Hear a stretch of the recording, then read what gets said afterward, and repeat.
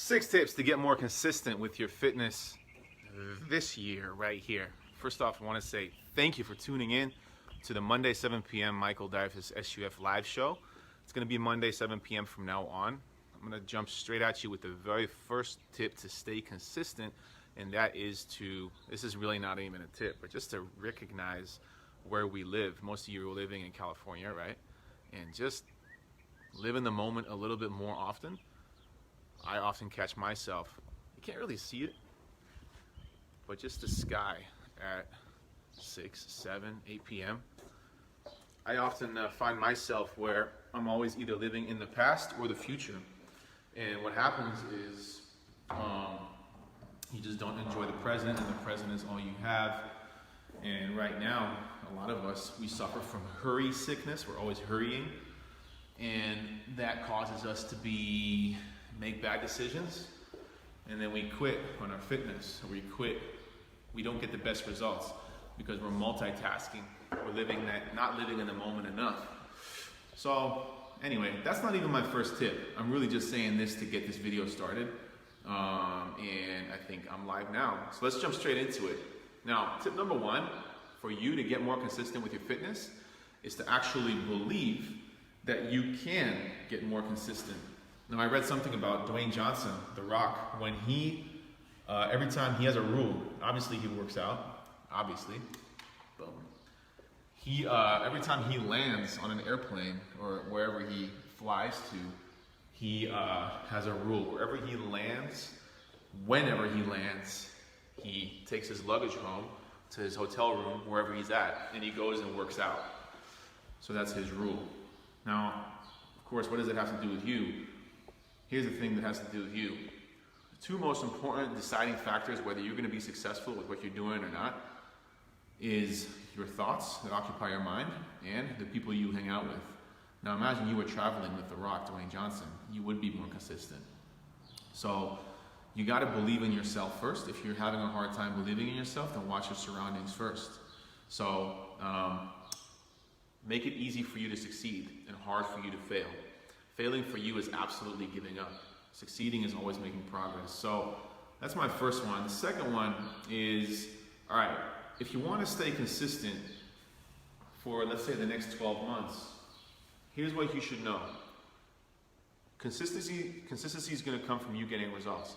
You're going to get the best results if you hit your muscles twice a week.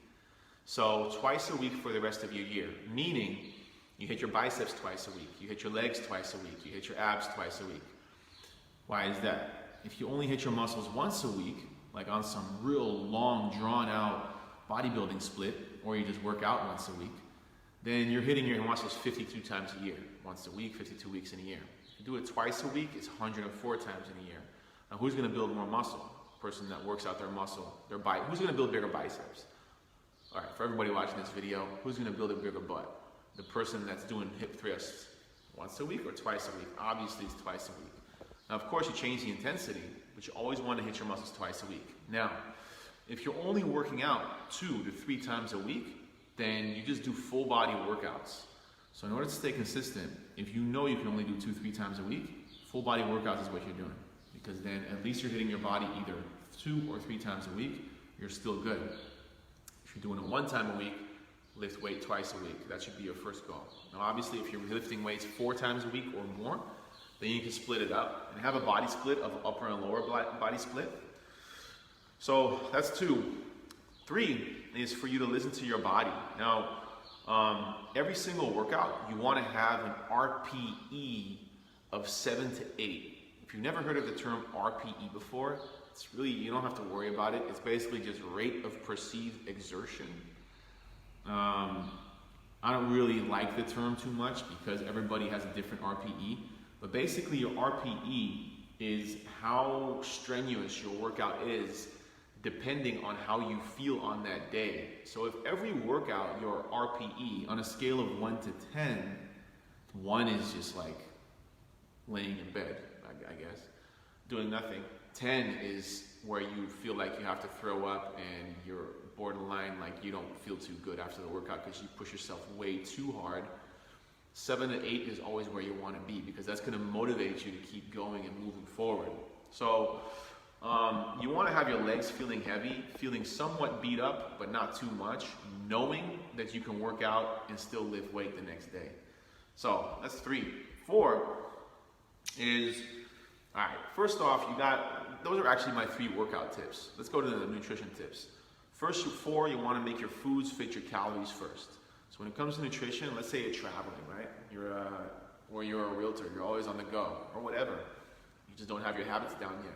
Step number 1 is to have your foods, make your foods fit your calories. Let's say you're traveling, you're in Texas, you don't know where to go. All they have is Whataburgers and whatever they have there, Cracker Barrels. I don't know if they have it in Texas. Make your food fit your calories first. That's the most important thing. Then look into your macros. Your macros are your carbs, proteins, fats. And I would just look at one macro first. So have calories first. That's the door. It's kind of scary. Calories first, and then macros second. Macros, focus on your protein after that. And then thirdly, try to eat high quality food. So that's 4. 5 is always keep protein with you. And what I mean with that is always, even if you're traveling, have some protein with you. The way I like to do it, beef jerky, buffalo jerky. Have a protein shake with you. They also sell these egg whites, these boiled eggs at Sprouts now. It's pasture-raised boiled eggs. They do come in a little bag, and you have to kind of keep them in a refrigerated, keep them in a cooler with blue ice. But keep your protein with you. Now, you can also do protein bars. I'm personally not a big fan of protein bars. The best protein bars are the ones that taste horrible. So you might as well just eat buffalo jerky or beef jerky anyway, because you're just going for the protein anyway. So 6 is for you to, I'm getting all these comments. 6 is for you to not beat yourself up. Now this is the last one. Anybody that's ever trained with me, you know that I don't like to give awards for just like whatever, anything. I think, don't feel too good if you make a little bit of progress. I'll come back to this later. But don't beat yourself up either if you fall off the wagon. Don't quit. Don't let your falling off the wagon make you quit your whole journey altogether. Now this kind of leads me into a quick bonus tip. Look, here's a bonus tip, tip number 7. If you fall off the wagon and you stopped being consistent, any weight you gained is always going to be water weight or anything like that. So if you mess up and you go to the Cheesecake Factory and you order a whole cheesecake and whatever, and you end up eating the whole thing, or your husband buys you Portos and you get home and you have to eat all the Portos, or your wife wants you to have ice cream, or you just end up eating nachos and you knew you were going to eat nachos but you still ate them even though there was beef in them, you might wake up the next day weighing like 5 pounds heavier. That's not fat. That's just water. It's just your digestion saying, hey, what the hell are you doing to me? So, here's what I want to tell you, bonus tip. All progress should be celebrated, right? You want to make sure that all your progress you recognize and you celebrate. Because you want to start feeling good. That's what this is all about. You want to start doing things that better your life. And usually those things are the things that you don't want to do in your life. So, getting up earlier, drinking more water, eating better food, saying no to cookies, saying no to all these temptations, maybe cutting some friends out here and there, going for some more cardio instead of watching TV, working out more often, stretching more, all that, taking your supplements, all that stuff. Now, that should be celebrated, but at the same time, I don't think all progress should be celebrated. And what I mean with that is I have literally had men, grown men, 40-year-old men, text me saying they lost 2 pounds, and they weighed 300 pounds. And I get those texts and I think, what am I supposed to say? I don't get it. Now, here's the thing. If you weigh 300 pounds, or if you're a girl that weighs 200 pounds, or a guy that weighs 250 or 300 pounds, you have to lose weight. Otherwise, you're going to die like 10 years too soon. You have to do it for you. You have to do it for your family, your friends, and all that. Now, you losing weight is equivalent to an airplane taking off and getting to cruising altitude. Cruising altitude is usually flight level 350. I used to be an aerospace engineer, so I don't expect everybody to understand that, but flight level 350 is 35,000 feet. Now, what does an airplane have to do in order to get to 35,000 feet?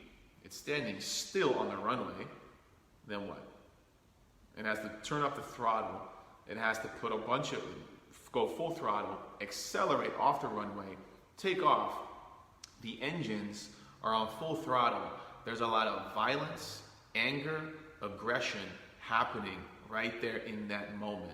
The airplane has to take off from 0 feet to 35,000 feet. It is going. It wants to hit that 35,000 feet as fast as possible, but it also can't go too fast because then it's going to stall. It also can't go too slow because then it'll never take off. Now, the same thing happens with you and your weight loss. So what I'm trying to say is, if you're a guy or a girl, it doesn't even matter, and you want to lose weight, and you have to lose 50 pounds, and you lose 2 pounds, don't celebrate that.